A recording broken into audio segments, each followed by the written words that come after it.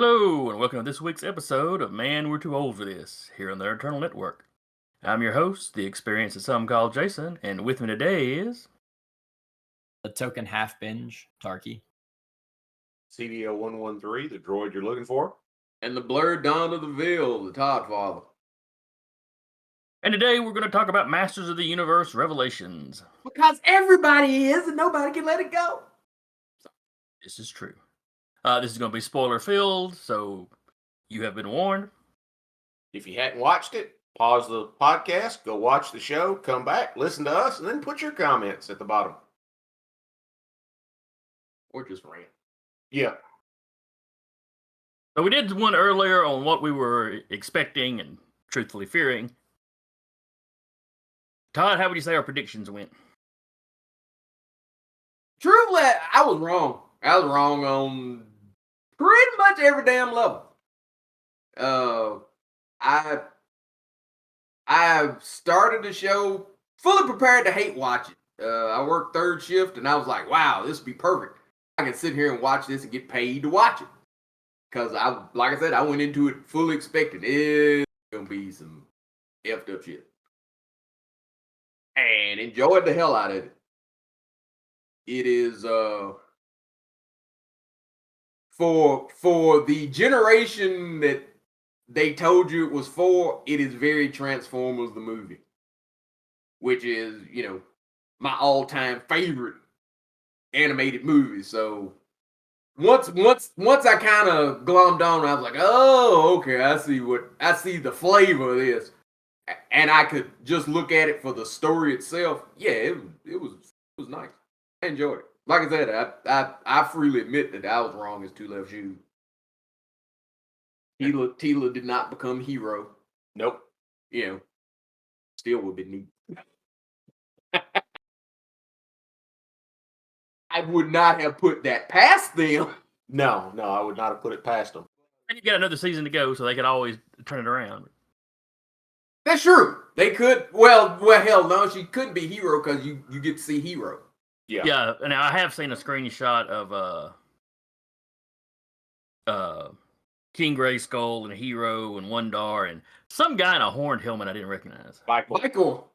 Oh, okay. The name sounds familiar. You remember that was the first of the Marvel, the Masters of the Universe classics that I bought was Vicor.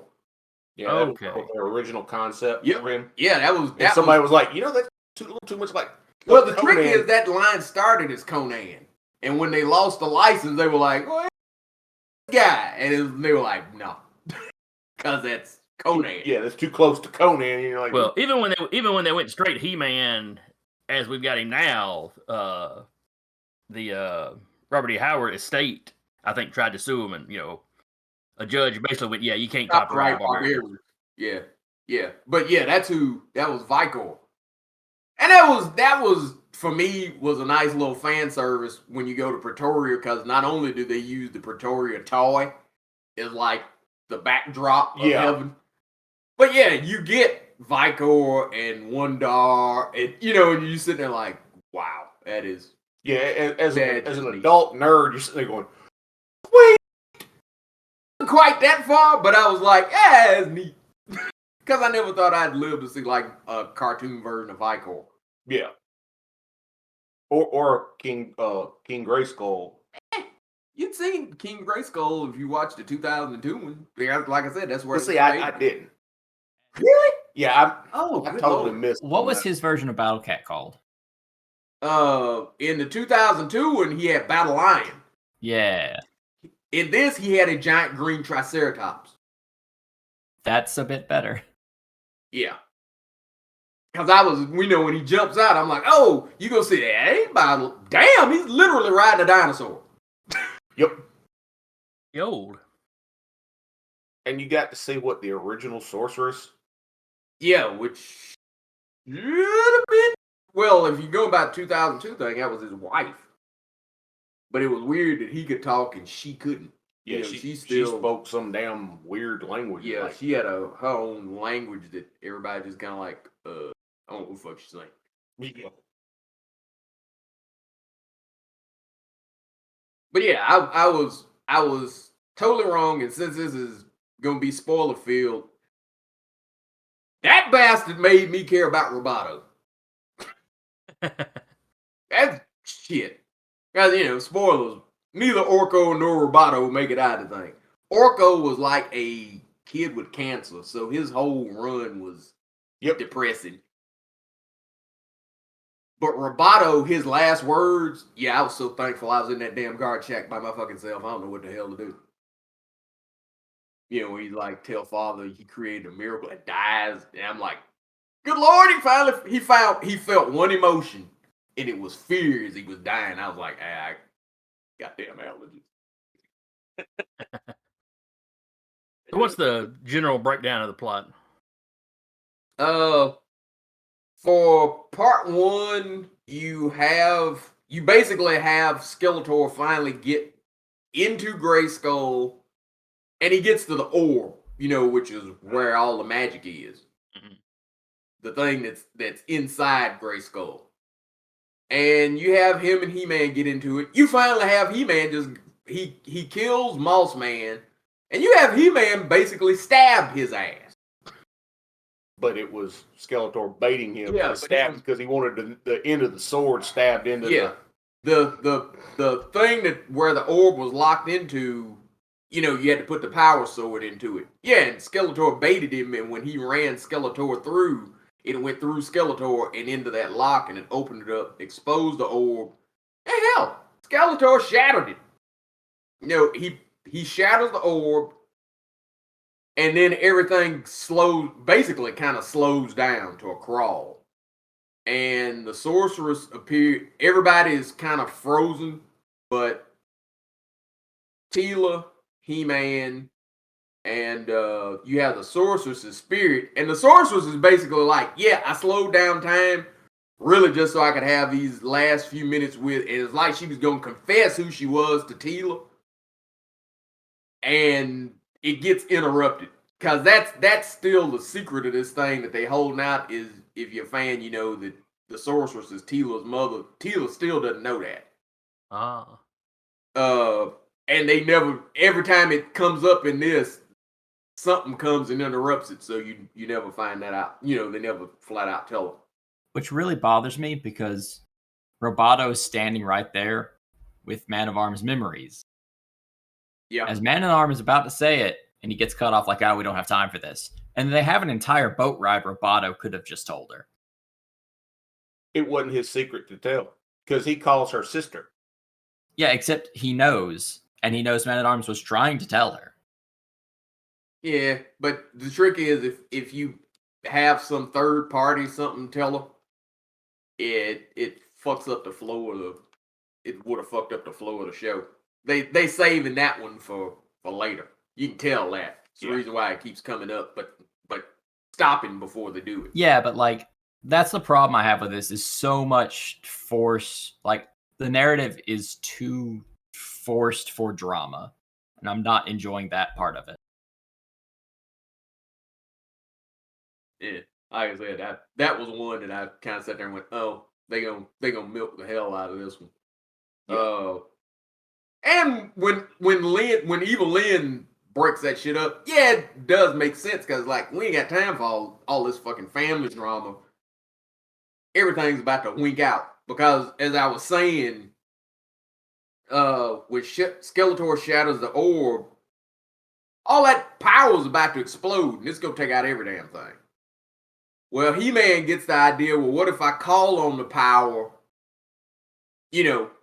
While I'm already He-Man. Yeah, while I'm He-Man.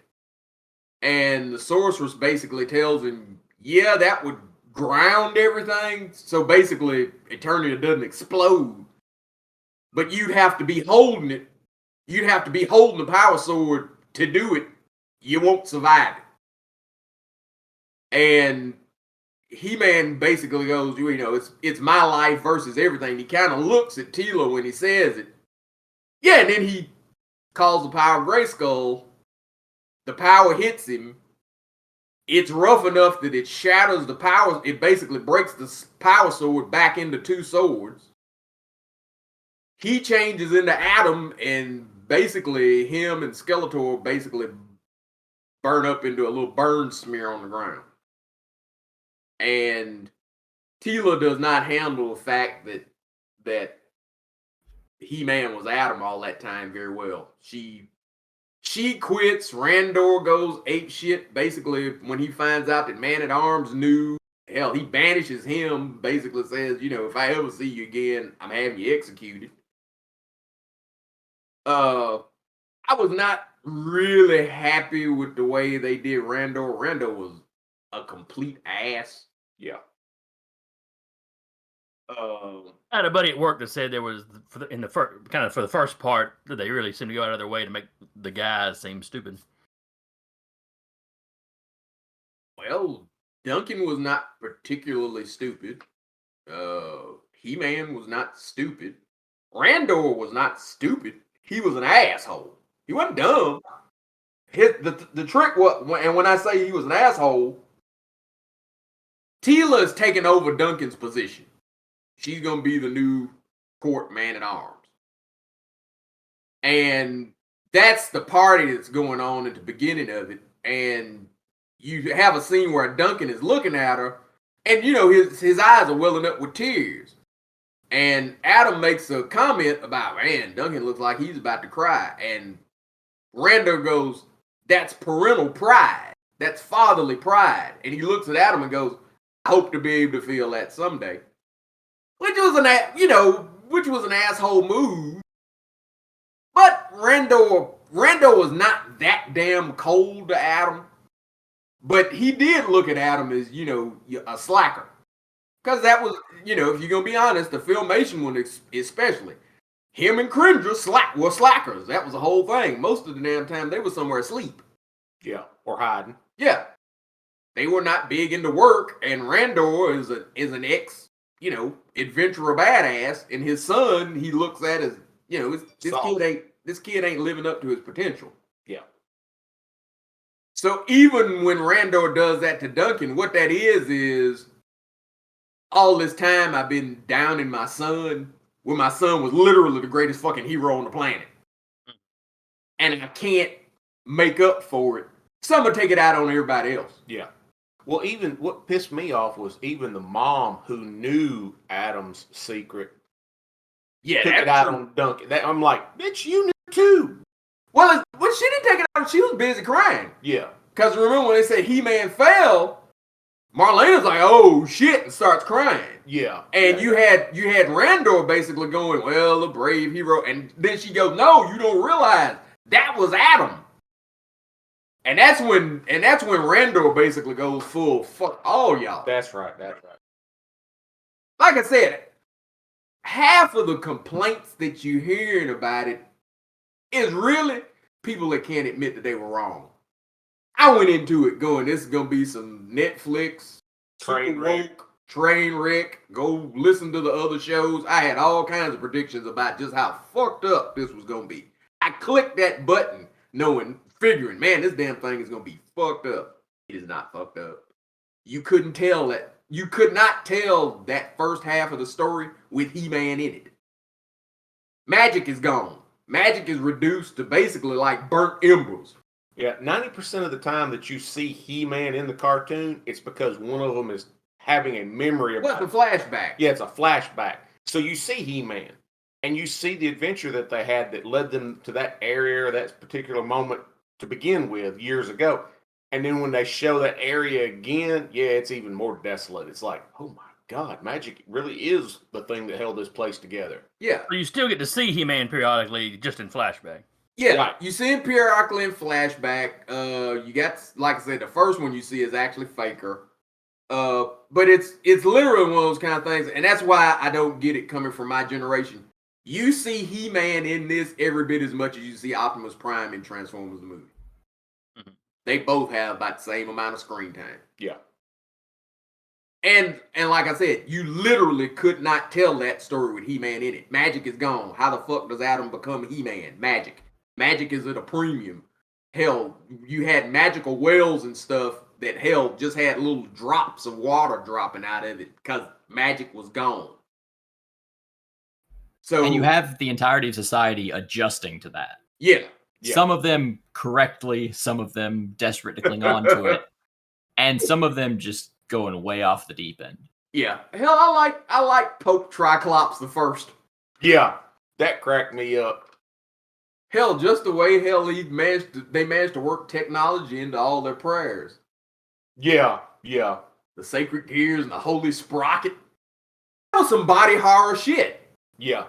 Because you basically had Triclops start up a cult of technology. Their thing was magic has forsaken you. Turn to technology. And then he would hand them a goblet full of Nanites. Nanites. And you drink the nanites, and they would turn you into some freaky shit. Yeah. Half human cyborg, you know. Yeah. That little girl, good lord, where she does the exorcist thing and her head It turns turns- 180 degrees, that was some creepy shit.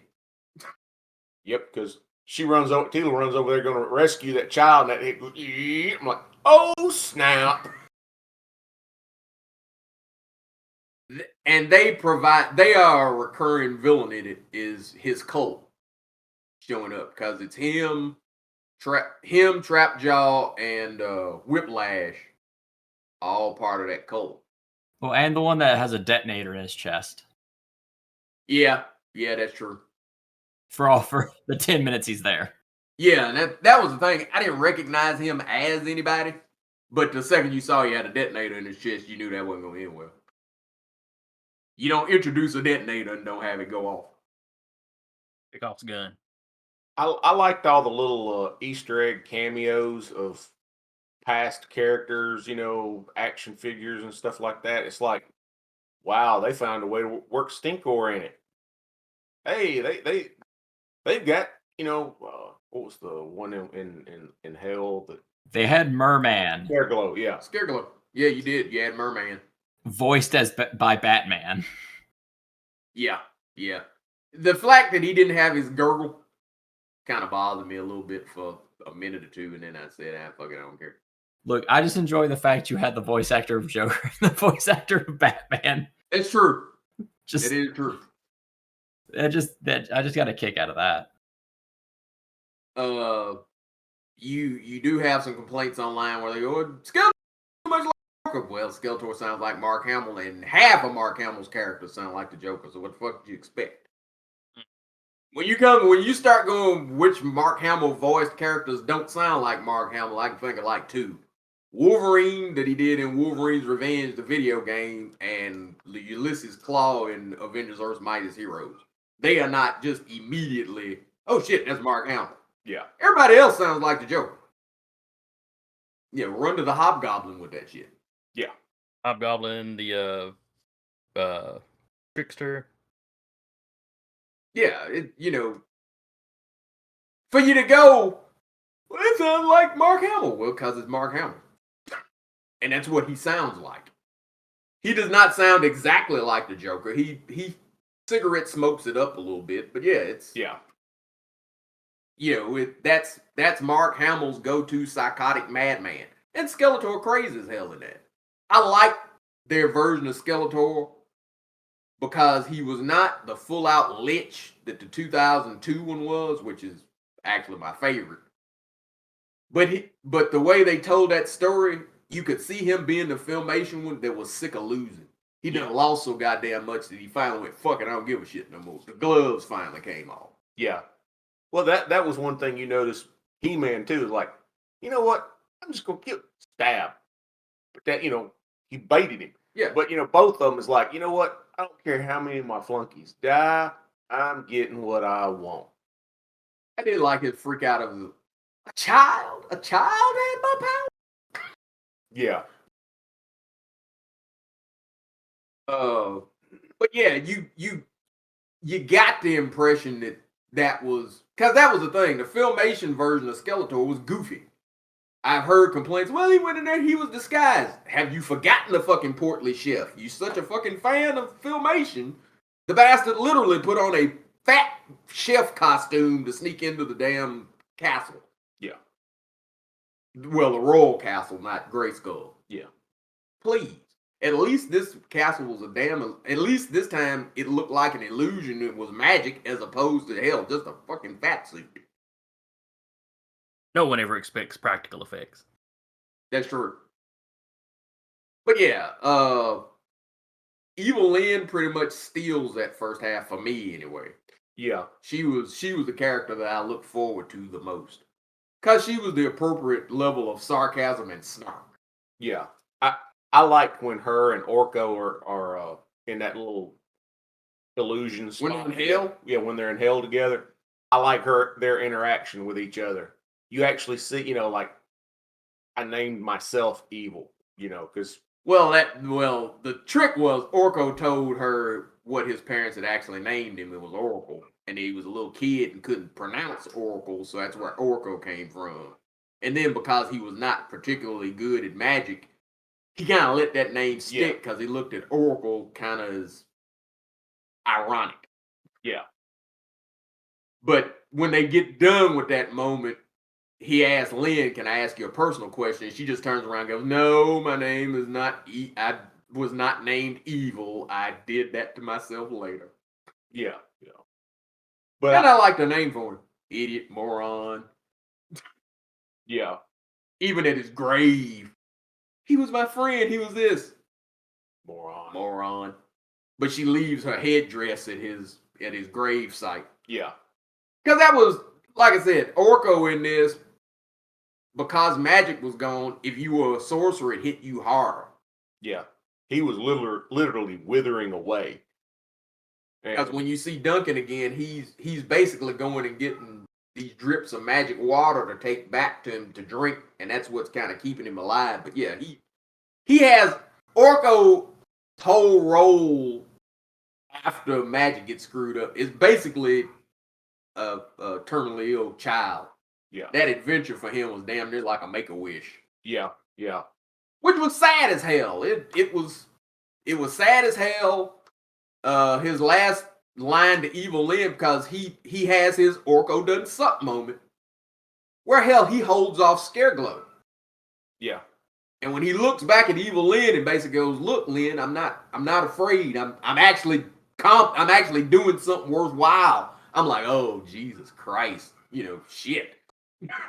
And she's trying to help, but she can't get her magic fired up enough to help him, and literally passes out trying.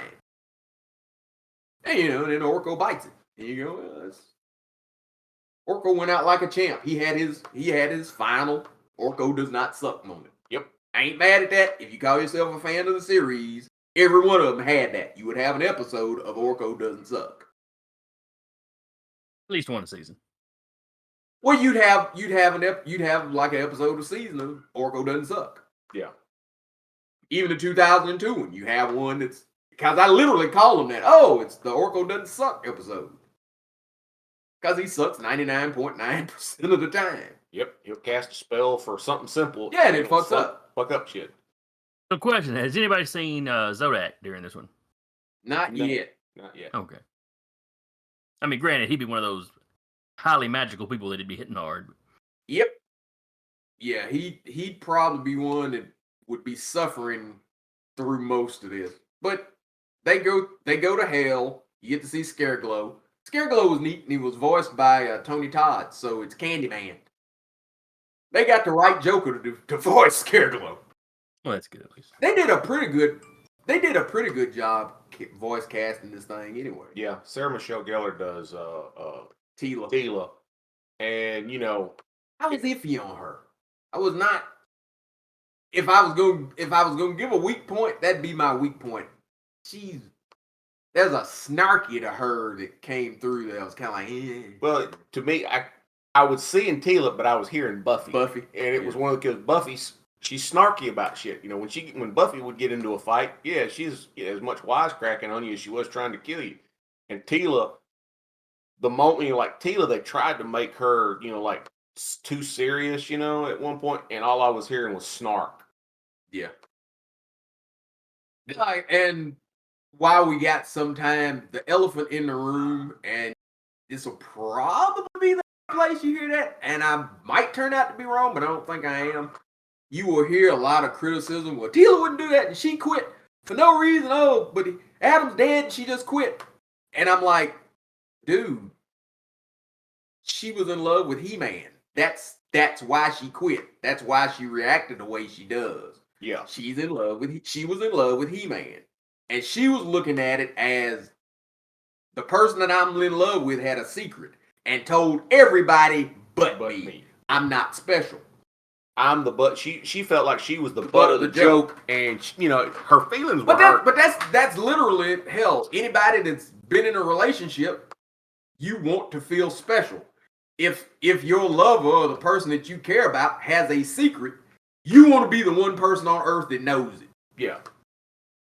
She found out that she was the last motherfucker to know it. Hell, and she reacted that way. Can you go, well, that's a bunch of shit? Well, hell, people I can fucked up shit. In one degree, I can. Because she swore loyalty to the king. The king also didn't know. Yeah, but she's also in her feelings. When anybody that's ever had a death in their family, that is not your most rational. Nope. See me after my mom died. I was not the most rational person on earth. Nobody that loses somebody that they love is the most rational person on earth, especially that close to the event. She's up in her feelings. And not only does she see He-Man die, she sees Adam die in the same split second, and it's like, so the dude that I liked and my best friend are dead. They're burn smear on the fucking ground. You ain't gonna be normal after that. No, you gonna have some hurt feelings because you see the character go through the different stages of grief. Yeah, but just within that scene, I would be fine if she got mad at Man of War and the Queen, and the king went to defend the Queen, and then she busts. That's fine. It's just the king is in the exact same moment as her, and she's points at him as though he had any fucking thing to do with it when she's in the room when he finds out too. Her whole thing is you are all liars. She's looking at all of them. Except the king didn't lie. Dude, you're in grief. Yeah, you don't think straight when you're in grief. Yeah, but then you have an entire time span of years where she never goes and apologizes to the guy. It's just kind of rude. Truthfully, she's in the same boat as the king. The king, hell, for the king to go, Duncan, who was his friend for how many fucking years? Yeah, they were comrades in arms, soldiers together, and for him to go, get out, and if I see you again, I'm killing your ass. He even had a edict that if Man-at-Arms so much as touched something to build something, he'd kill him. Yeah, if he touched any kind of metal to build a weapon. If he tried to build any damn thing, he had a death sentence on him. That's not rational. That's grief. So to wrap up, what are our predictions for the second season? I have no earthly idea. I was so damn wrong about the first one. I think the only one that I will kind of go out on a limb on is you have He-Man. You'll have He-Man in the second. I don't think that ending of Adam getting stabbed, I don't think he's gonna die. And you may end up with all the Preternia having to turn out to fight Skelegod's ass. Yeah, because you don't see him till the very last episode. Which cracked me up because I told Jennifer, I said, he was the first character they released in the toy line and the last character you see in the episode. Yeah. So I wish they hadn't done that because that would have been a nice, oh shit, if you had no fucking idea that Skelegod was coming. Yeah. That they screwed up on that. Oh, and before I go, I like Devon. I'm literally, hell, if I have a child, I'm naming that motherfucker Devon Grayskull. I don't give a fuck. I'm sorry. That's I had to address that because that's the other elephant in the room. Oh god, they race childhood, motherfucker. Unless you in your 20s, that was not your childhood. If your 40-year-old ass is whining about Filmation, they have not ruined your childhood with King Grayskull because he didn't exist. And the motherfucker's name is Devon. If you can show me a white dude named Devon, I will shut the fuck up about it. That brother was race swapped, but he was whitewashed. Because I don't know no white folks named Devon. If I say, hey, Devon's in the other room, and you didn't see a black dude in there, you'd be shocked as shit. Yeah, when they dropped that name, it made me think about this comedian I saw the other day. He was a black guy, and he was talking about his sister just had a baby, and they named it Skylar. And he goes, I didn't like the name at first, but then I realized, okay, it's a little different. Puts your name down on a resume. People aren't going to immediately think black girl because my sister's name is Tanasha. And he said, so she went different with it. And I'm sitting there thinking, okay, I can see that. Yeah, and then because you literally can't go in that universe and go, you got Adams, you got Duncans. So they could have named this son bitch something other than Devon. Yeah. His name's Devon.